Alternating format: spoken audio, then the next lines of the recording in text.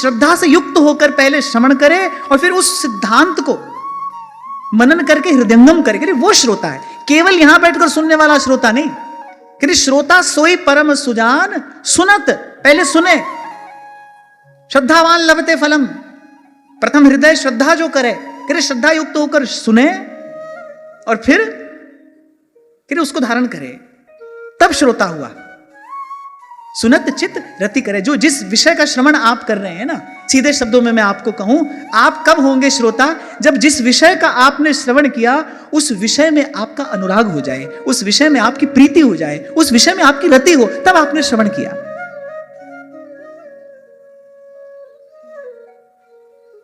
तो यहां भगवान कह रहे हैं, सुन मम बचन हृदय दृढ़ गहु। और मैं फिर आपको कहूंगा, मैं आपको स्मरण दिलाता रहूंगा, मेरी ओर न देखना, मैं नहीं हूं कहीं पर भी, मैं कहीं पर भी नहीं हूं। प्रभु की बात है, आप तक पहुंच रही है। आप श्रद्धा युक्त चित्त से इसका श्रवण करना। और भगवान कह रहे हैं, हृदय दृढ़ गहु, दृढ़ता पूर्वक उसको धारण करना। और मैं आपको पुनः कह रहा हूं, शास्त्र पुराण की बात में कभी कोई संशय हो जाए तो कोई चिंता की बात नहीं है। क्यों? क्योंकि संशयात्मिका हमारी बुद्धि है। पर इतने सावधान रहना भाई, इतने सावधान रहना, संत की बात में कभी संशय ना हो। साधु ते होए न कारज हानि। एक बात पक्की है, अगर आपको यह ना लगे ना भाई हमारा कोई लाभ हुआ है, अगर आपको उसी समय अपना कोई लाभ होता ना दिखाई दे, एक बात तो अपने दुपट्टे की, अपने अचले की छोर में गांठ बांध लेना, बोले साधु ते होए ना कारज हानि। लाभ नहीं हुआ तो हानि तो किसी भी प्रकार से नहीं हो सकती। ऐसे तो साधु बोले सहज सुभाए, और साधु का कहा कि वृथा नहीं जाए। क्यों? क्योंकि उसके मूल में क्या है? संत बोलता है किसके लिए बोलता है? परहित के लिए बोलता है। और परहित सरस धर्म नहीं भाई। जिसने धर्म का पालन किया है उसका कोई भी संकल्प विफल कैसे हो सकता है? क्योंकि भगवान स्वयं ही धर्म है। धर्म जो है वो भगवान का ही तो विग्रह है। जिसने धर्म पालन किया है और जिसने परहित जैसा धर्म पालन किया है। धर्म की अनेक अनेक व्याख्याएं हैं बाप, पर गोस्वामी जी कह रहे परहित सरस, कह रहे धर्म नहीं भाई, इसके जैसा कोई धर्म नहीं है। तो संत की बात में कभी संशय ना हो। और वैसे भी भाई हम में कहां सामर्थ्य है कि हम भगवान की बात सुन सकें और समझ सकें, है ना? संत ही तो पहुंचाता है भगवान की बात। भगवान ही कहते हैं, अपने मुख से कहा है भगवान ने। हमारे व्यास जी अपनी वाणी में कहते हैं, कह रहे संत के ही मुख से भगवान बोलते हैं, संत की आंख से ही भगवान देखते हैं। और आप तक यदि प्रभु को कुछ कहना है, पहुंचाना है, तो कह रहे संत के ही द्वारा तो भगवान अपनी बात आप तक पहुंचाएंगे। इसीलिए हमारे तो संतों ने उत्सव कब मनाया? जब ठाकुर जी की सेवा मिली तब। नहीं बोली, जब घर में संत आया। आज के दिवस पे जाऊं बलिहारा, मेरे घर आया राजा राम जी का प्यारा। मैं कई बार आपको सुनाता हूं ना कि महाराज कुमार भोजराज ने बाईसा के लिए महल के भीतर सब व्यवस्था करा दी। ठाकुर जी की खूब सुंदर सेवा हो रही है, लेकिन फिर भी उदास रहती हैं। महाराज कुमार ने पूछा, बोले अब तो आपके अनुकूल सब व्यवस्था है, अब आप उदास क्यों रहती हैं? तो बाईसा उत्तर देती हैं कि साधु संग बिना हमारा प्राण तिसाया मरे। अरे हमको संतों का दर्शन नहीं होता। कह रहे उसके बिना तो हमारी भक्ति की बेल मुरझा जाएगी। संतन संग बैठ बैठ लोक लाज खोई। यहां लोक लाज से तात्पर्य क्या है? कह रहे देह गेह की जो आसक्ति है, वो जो अहमता और ममता का बंधन है, जो दुस्त्यज बंधन है, जो किसी भी प्रकार से नहीं टूटता, कह रहे वो संतन संग बैठ बैठ लोक लाज खोई। अरे अब तो बेल फैल गई, कहा करेगो कोई। ये जो संत है ना भाई, इनके श्रीअंग से लगकर जब पवन आती है, इनकी धूल जब उड़कर माथे लगती है, तब मन का मैल धुलता है। रसिक अनन्य नृपति स्वामी श्री हरिदास जी महाराज कहते हैं, कै हित कीजे साधु संगति सो, साधु संगति सो, जावे कलमश जी को कमल नयन सो, कमल नयन सो। लेकिन यहाँ एक बात थोड़ा ध्यान देने की है। श्री गोस्वामी जी कह रहे हैं, क्या हित कीजिए साधु संगति से। हित का अर्थ क्या होता है? हित तो आप सब कहते हो, करते हो। हित का अर्थ क्या होता है? नहीं, हित का अर्थ केवल प्रेम नहीं, हित का अर्थ है निष्काम प्रेम। संत का सेवन करे इसी भाव से कह हित कीजिए साधु संगति सो जावे कलमश जी को। कहने का तात्पर्य है संत के पास केवल एक ही प्रयोजन से जाना चाहिए, बाकी सब कुछ आप अपने पुरुषार्थ से कर सकते हो, लेकिन आप अपने अंतःकरण को संत की कृपा के बिना शुद्ध नहीं कर सकते। उस दिन महाराज जी, परम श्रद्धेय श्री मलुकपीठ वाले महाराज जी भागवत जी की चर्चा करते हुए तीर्थ महिमा कह रहे थे, तो मैं भी वही चरणों में बैठा था। तो महाराज श्री ने कहा कि आप 2 शब्द बोलिए। तो मैंने कहा महाराज श्री, आप अभी तीर्थ की बड़ी सुंदर महिमा सुना रहे थे। शास्त्र में कहा गया है, भगवान वेदव्यास के ये वचन है, आपके श्रीमुख से वाणी निस्सरित हो रही है, इसमें कोई भी संदेह नहीं है। तीर्थों की महिमा अद्भुत है, विलक्षण है, परंतु अंतःकरण की शुद्धि जो कि वास्तविक सिद्धि है, अंतःकरण की शुद्धि नामक वास्तविक सिद्धि यदि प्राप्त हो सकती है, वो तो किसी संत के चरण रूपी तीर्थ में ही प्राप्त हो सकती है, वो कहीं प्राप्त नहीं होती। और आपको एक बात मैं और बताऊं, श्रीमद् भागवत में तीर्थ सेवन का प्रयोजन क्या बताया गया है, तीर्थ किस लिए जाना चाहिए। अब भाई, हरि व्यापक सर्वत्र समाना, आप भगवान के नाम का कहीं भी प्रेम से कीर्तन करो, भगवान वहीं पर प्रकट हो जाएंगे। आप भगवान का भाव से कहीं पर भी आह्वान करो, भगवान वहीं पर प्रकट होंगे। हरि व्यापक सर्वत्र समाना, तीर्थ में जाना ही क्यों चाहिए। ये बड़ी भूल हुई हमसे समझने में कि हमको केवल पाप धोने के लिए तीर्थ जाना है, हमको केवल पुण्य कमाने के लिए तीर्थ जाना है। नहीं भाई, श्रीमद् भागवत में तीर्थ के सेवन का प्रयोजन स्पष्ट किया गया है। तीर्थ क्यों जाना चाहिए, तीर्थ में बसने वाले संत का दर्शन करने के लिए तीर्थ जाना चाहिए, क्योंकि तीर्थ जागृत स्थान है। वहां संत महापुरुष एकांतिक रूप से बैठकर भगवत चिंतन करते हैं, निष्काम रूप से भगवत आराधन करते हैं। जब भी तीर्थ जाइए तो भगवान से यही प्रार्थना करते हुए जाइए, प्रभु आपके किसी निष्काम संत का हमको वहां पर दर्शन हो जाए। तीर्थ का फल ही यही है और तीर्थ का प्रयोजन भी यही होना चाहिए। ऐसे ही जब संत रूपी तीर्थ के पास आप जाएं, बस एक ही भाव लेकर जाएं, ये मन हो निर्मल तुम्हारी कृपा से। मैं तो आपको बड़ी विनम्रता पूर्वक कहूंगा, कुछ ना मांगिए भगवान से, कभी कुछ ना कहिए, एक बात कहिए। कहीं ना होगा, श्री अयोध्या जी के पास के एक बड़े सुंदर संत हुए, संत श्री पलटू साहिब। वो अपनी वाणी में एक बड़ी सुंदर बात कहते हैं। किसी ने पूछा, बोलिए बार बार क्यों कहा, क्या एक बार मांगने से भगवान नहीं देंगे। इतनी सुंदर वस्तु मांग रहे हैं, क्या एक बार मांगने से भगवान नहीं देंगे। तो संत थोड़े विनोदी थे, बोले हाँ भैया ये देवे में तो ठाकुर जी कंजूसी करे, बोले बाकी तो सब दे देगो। आप उत्तरकांड में ही देखिए, श्री काक भुसुंडी जी पर प्रसन्न हुए हैं भगवान। रिद्धियां, सिद्धियां, विभूतियां, ऐश्वर्य सब भगवान ने कहा बेटा ये ले ले। पर काक भुसुंडी जी ने सब सुनने के बाद कहा, बोले प्रभु आप हमको ऐसे दिव्य दिव्य रत्न देने की बात कर रहे हैं, आप हमको रत्नों की खाने ही क्यों नहीं दे देते। रत्नों की खान क्या है, भक्ति सुतंत्र सकल गुण खानी, बिनु सतसंग न पावै प्राण। ऐसे ही जब मनु शतरूपा जी ने तप किया, तो मनु जी ने तो मांग लिया आपसा पुत्र चाहिए। अब भगवान ने कहा भाई हमसा तो हम कहां ढूंढने जाएंगे, और जाएंगे भी तो मिलेगा नहीं। ऐसा ऐसे भगवान करतुम अकर्तुम अन्यथा करतुम है, लेकिन भक्त तो भगवान से आगे होते हैं ना। आज ही किसी माता ने यहां पर पूछा कि महाराज जी सभी संतों भक्तों का एक ही कहना है कि गुरु गोविंद एक ही हैं, फिर कबीर जी ने गुरु गोविंद दो क्यों बताया। अब भाई सबका अपना अपना अनुभव है, एक तो आप और हम भी हैं, एक तो श्री कृष्ण और आप भी हैं, एक तो सभी है, पर एक होने के साथ साथ अनेक भी हैं। यही तो वैष्णवाचार्यों का परिष्कृत सिद्धांत है, हम एक भी हैं, हम भगवान से एक भी हैं और हम विलग भी हैं। इसी को कहा द्वैताद्वैत। तो ये तो भाई सबका अपना अपना अनुभव है, पर हम तो, मैंने अभी कहा ना, हम तो भगवान की बात सुनेंगे, संतों की बात मानेंगे। भगवान की बात सुनेंगे और संतों की बात मानेंगे। और संत क्या कहते हैं, भगवान ही कह रहे हैं, सातव सम मोहि मैं जग देखा, मोते अधिक संत करी ले। भगवान ने आज्ञा दी है, मोते अधिक संत करी लेखा। उसका कारण परम श्रद्धेय स्वामी श्री रामसुखदास जी महाराज बताया करते थे। एक बार उनसे किसी ने पूछा, बोले भगवान की ऐसी इच्छा नहीं होती, जीव इतना दुख पा रहा है, इसका उद्धार हो जाए, इसका कल्याण हो जाए। तो श्री स्वामी जी कहने लगे हाँ होती है पर थोड़ी होती है। बोले होती तो है, भगवान करुणा सागर हैं, जीव के दुख को देखकर भगवान दुखी तो होते हैं, पर भगवान का ऐसा स्वभाव है या फिर कह लो कि उनके दरबार का ऐसा नियम है कि भाई जब तक कोई हमको पुकारेगा नहीं तब तक हम नहीं जाएंगे।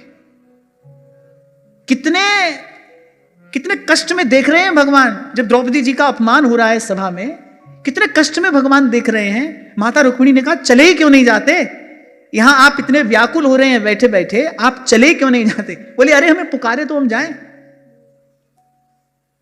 तो बोले कि हाँ कल्याण की इच्छा तो है, जीव को दुख पाते भगवान देखते तो हैं, पर कहते हैं भाई जब तक हमको पुकारे नहीं तब तक हम कैसे जाएं।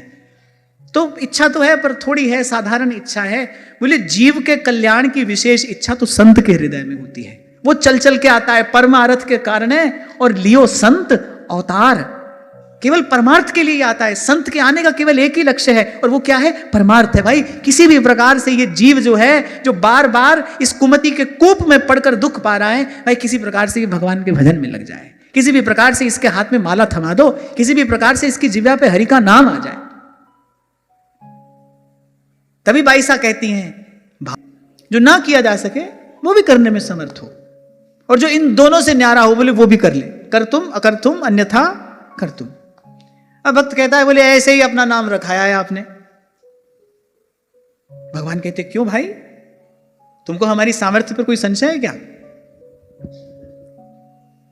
फिर भक्त कहता है अच्छा फिर हमसे अभी मिल के दिखाओ।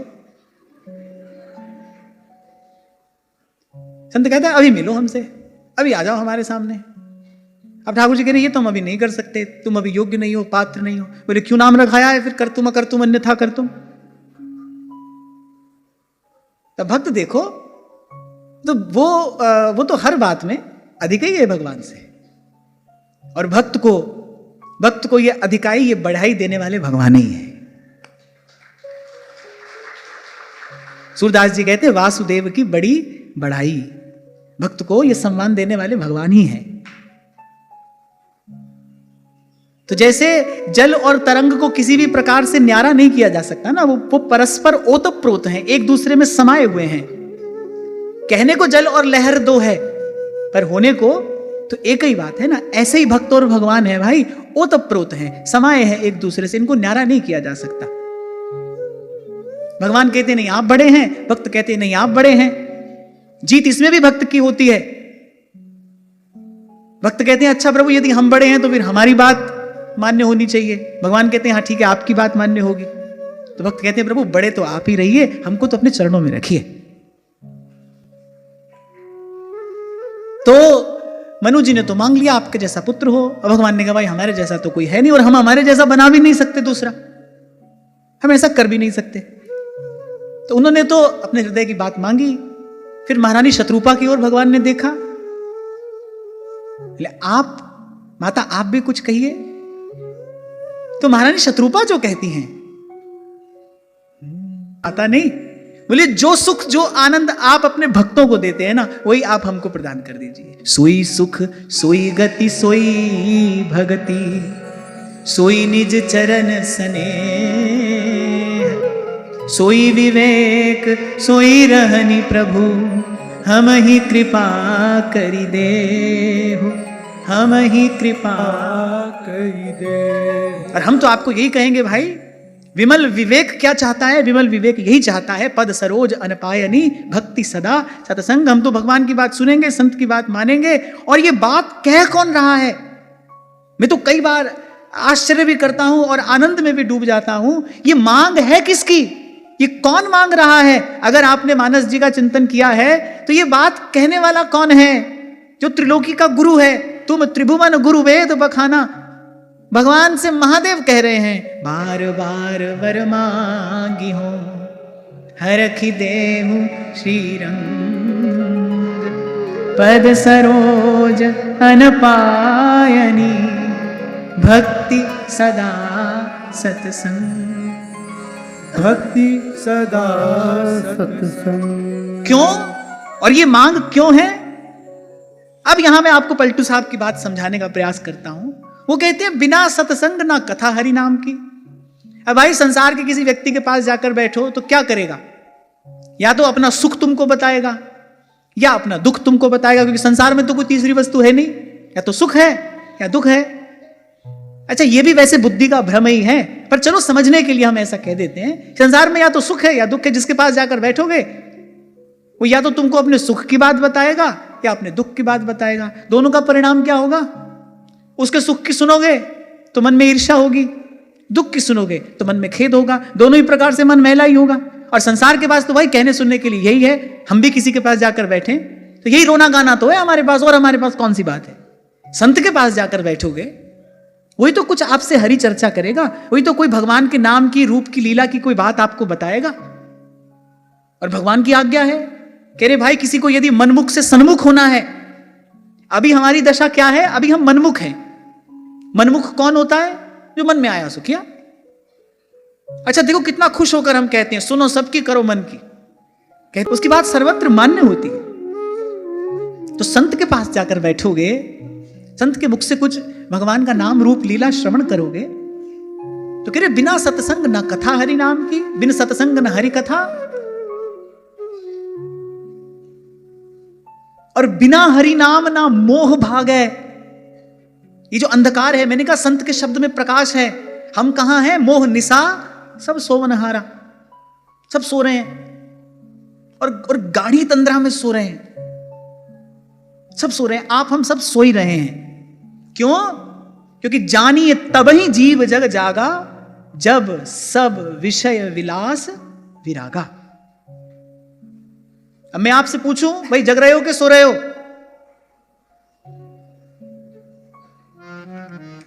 क्या उत्तर है? हाँ? सो रहे हैं ना, सब सो रहे हैं। हाँ कोई बात नहीं भाई, इसीलिए तो हम आए हैं। उठ जाग मुसाफिर भोर भई, अब रैन कहां जो सो। एक बार ऐसी मुझसे किसी ने कहा, बोले महाराज जी आपको पता है वो हमारे बगल में जो बैठे थे ना पूरे समय सो रहे थे। मैंने कहा वो तो भाई कच्ची नींद में सो रहा था, तू तो बड़ी गाढ़ी नींद में सो रहा है। सत्संग में बैठकर भी जो किसी को देख रहा है, जो किसी का दोष देख रहा है, वो तो बहुत गाढ़ी नींद में सो रहा है ना? सभी सो रहे हैं भाई। और मोह निशा सब सोवनहारा। और ये अंधकार कौन दूर करता है? महामोह तम पुंज। आहा, गोस्वामी जी ने रहस्योद्घाटन कर दिया है। अरे ये जो अंतर का अंधकार है कैसे दूर होता है? कह रहे महामोह तम पुंज। क्यों मन नहीं लगता? क्यों ध्यान में बैठने की इच्छा नहीं होती? क्योंकि भाई भीतर अंधेरा है ना, और अंधेरे से सबको डर लगता है। अंधकार से सबको भय लगता है ना, और भीतर अंधकार है। पर प्रश्न यह है भीतर का अंधकार कैसे दूर होता है? कह रहे संत का शब्द है महामोह तम पुंज। कह रहे जासु वचन संत के सानिध्य से सुधरता है, संत के स्पर्श से सुधरता है, संत की दृष्टि से सुधरता है। इसलिए हमारे सूरदास जी कहते हैं नरदेही पाई चित चरण कमल दीजय, पर दीन वचन संतन संग दरस परस कीजय।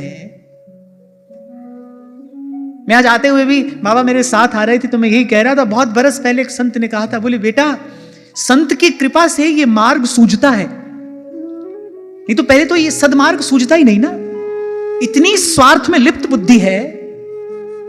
गोस्वामी जी कहते हैं ऐसी मूढ़ता या मन की इतनी जड़ता है जो किसी भी प्रकार से टूटती नहीं, छूटती नहीं। पहले तो संत की कृपा से ये मार्ग दिखाई पड़ता है, और फिर संत की ही कृपा से इस मार्ग पर पांव पड़ता है, संत की ही कृपा से इस मार्ग पर दो पग चला जाता है भाई। इसलिए मैंने कहा एक वस्तु मांगना, मांगते रहना, कोई संकोच ना करना। पद सरोज अनपायनी भक्ति सदा सतसंग। बस भगवान से कहो प्रभु ये व्यवस्था आप हमारे लिए कर दें, क्योंकि भाई दुर्लभ हो, सब मिलता है, यहां बाजार है भाई। निज जन जानी राम मोहे, संत समागम दीन, संत समागम दीन। तो कह रहे बिना सत्संग ना कथा हरि नाम की, और बिना हरि नाम ना मोह भागे। और कह रहे मोह भागे बिना मुक्ति ना होएगी। जब तक मोह के अधीन ये जीव बंधा है संसार के सुख से, अहमता से, ममता से, तब तक मुक्ति ना होएगी। अच्छा, एक और बात, बड़ी भूल है ये समझने में, मुक्ति मरने के बाद नहीं होती। मरने के बाद कोई मुक्त नहीं होता। जो होगा वो जीते जी मुक्त होगा। कबीरा जीते भेंटिए, मुए मिले न राम। लोहा माटी मिली गया, पारस का क्या। और मैं तो कहता हूं मुक्ति क्या, जो भी मिलता है जीते जी मिलता है भाई। जो भी मिलता है प्राप्त करने के लिए ही तो जीवन मिला है। कुछ प्राप्त करने के लिए ही तो ये जीवन है। प्राप्ति जीवन रहते ही तो होती है। अरे लोहा माटी मिल गया, फिर पारस क्या क्या क्या। दर्शन सुलभ है। जयपुर नगर के निवासी सौभाग्यशाली है भाई, परम सौभाग्यशाली है। आपको नित्य प्रति साक्षात प्रभु का दर्शन सुलभ है। तो कबीरा जीते भेंटिए, मुए मिले न राम। मरने पर कुछ नहीं मिलता है भाई, जीवन मिला है तत्व की प्राप्ति के लिए, सत्य की प्राप्ति के लिए, प्रभु की प्राप्ति के लिए, परम प्रेम की प्राप्ति के लिए जीवन मिला है। तो मुक्ति वो जिसका अनुभव आप करें। और मैं बड़े विश्वास से ये बात यहां पर कह रहा हूं, संतों की कृपा का बल लेकर कह रहा हूं और दोहरा रहा हूं मैं अपने शब्द। किसी भी साधन से अंतःकरण शुद्ध होता हो ना हो, सत्संग रूपी तीर्थ के सेवन से यह सिद्धि अवश्य प्राप्त होती है। देर सवेर होती है पर अवश्य होती है। निरंतर बने रहिए सत्संग में। इस प्रकार आपको प्रभु अवसर दे तो इस प्रकार सत्संग करिए। ये अवसर ना मिले, नाम जपिए, भागवत जी का, मानस जी का स्वाध्याय करिए। ये सत्संग का ही स्वरूप है। पर सत्संग में बने रहिए। श्री महाप्रभु जी कह रहे हैं तनई राख सत्संग में। जब जेठ का महीना आता है ना, तो बगीचा को 2 बार 3 बार सींचना पड़ता है ना। नहीं तो भूमि जब बहुत शुष्क हो जाती है तो आप देखे होंगे दरार पड़ जाती है उसमें। तो जब ताप अधिक हो तो बार बार सिंचन करना पड़ता है। ऐसे ही भाई, कली केवल मलमूल मलिना, पाप पयोनिधि जनमन मीना। बड़ा विकट समय है, बड़ी विषम परिस्थिति है। अब तो भाई हवा में विकार घुला है ना, अन्न जल सब दूषित है। ऐसे समय में अगर किसी को भजन करना है तो फिर तो उसको भाई सत्संग के जल से सिंचन बार बार करते रहना पड़ेगा। तभी भूमि जो है वो भजन के, हृदय की जो भूमि है वो भजन के योग्य रहेगी, नहीं तो मन शुष्क हो जाएगा। इसलिए इसमें प्रमाद ना करना। सत्संग नित्य होता रहे। एक दिन माला नहीं हो कोई चिंता की बात नहीं है। ठाकुर जी की सेवा नहीं हो पाई कोई बात नहीं, पर सत्संग में प्रमाद नहीं होना चाहिए भाई। यहां में प्रमाद ना करें। मैं आपसे बड़ी विनम्रता पूर्वक कह रहा हूं, एक नियम आप बना लीजिए। एक नियम कि भाई जहां रहेंगे, जैसे रहेंगे, प्रभु हमको जैसे रखेंगे वैसे रहेंगे, पर बिना सत्संग के नहीं रहेंगे। 5 मिनट 10 मिनट संत की वाणी का श्रवण करिए। श्रवण, यद्यपि ये कहने के लिए मैं अधिकारी नहीं हूं, पर फिर भी व्यासपीठ का आश्रय लेकर मैं ये बात कह रहा हूं। लौकिक, अलौकिक और पारलौकिक, लौकिक भी, अलौकिक भी और पारलौकिक भी, कोई ऐसी वस्तु नहीं है जो सत्संग की कृपा से ना प्राप्त होती हो। जीवन का कोई ऐसा अभाव नहीं है जो सत्संग की कृपा से दूर ना होता। तो कह रहे मोह भागे बिना मुक्ति ना होएगी, और मुक्ति बिन नहीं अनुराग जागे। जब तक भाई संसार के झंझट में लगे हो, जब तक ये खींचातानी है, जब तक मन का एक कोना किंतु परंतु में लगा है, तब तक भगवान से प्रेम कैसे होगा भाई? कोई आंख नाक कान से तो प्रेम होना नहीं। प्रेम तो मन से है, और मन एक है, और एक समय में एक ही ठौर पर लगता है। ये ऐसी व्यवस्था है। या तो माया को भज लो या मायापति का भजन कर लो, दोनों काम एक साथ नहीं होते। हमारे महाप्रभु जी ने यही सिद्धांत तो व्यास जी को सुनाया। बोले 2 घोड़ों पे चढ़ के टिकाने कौन पहुंचाए भाई? अपने गंतव्य तक कौन पहुंचाए? एक मन है। और मैं तो सदा से कहता हूं भाई, ये स्वार्थ का मार्ग एक है, परमार्थ का मार्ग एक है, और दोनों के नियम अलग अलग हैं। स्वार्थ के मार्ग पर चलो तो लक्ष्य कुछ और है, वहां का नियम भी कुछ और है। वहां सबसे अधिक आवश्यकता किसकी है? झूठ की है। संसार में जिसको व्यवहार सिद्ध करना है उसको तो भाई झूठ बोलना पड़ेगा।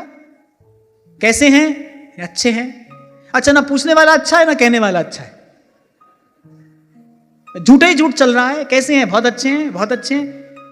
कबीर जी कहते हैं, बोले सब कह रहे हैं कैसे हैं? बोले कुशल है। हाँ सब कुशल है, सब कुशल है, सब कुशल है। अरे कहे कबीर, बिन हरि भजन कुशल कहां थे होए? बिना भगवान के भजन के कैसे कुशल हो जाएगी? सब झूठे में लगे हैं। तो व्यवहार सिद्ध करना हो तो भाई तो झूठ में लगना पड़ेगा। और यहां परमार्थ के मार्ग पर चलना है तो पहली मांग है, क्योंकि जिसका आराधन आप कर रहे हो, जिसकी प्राप्ति का उद्देश्य आपका है, उसको महापुरुषों ने कुछ भी बाद में कहा, पहले सत्य कहा है। सत्यम परम धीमहि। मिल के आए श्री गुरु नानक देव जी महाराज प्रभु से, और जब यहां आकर प्रभु का परिचय दिया तो क्या कहते हैं? आद सच जुगाद सच है भी सच, नानक होसी भी सच, सच्चो सच्चा सच पति जय।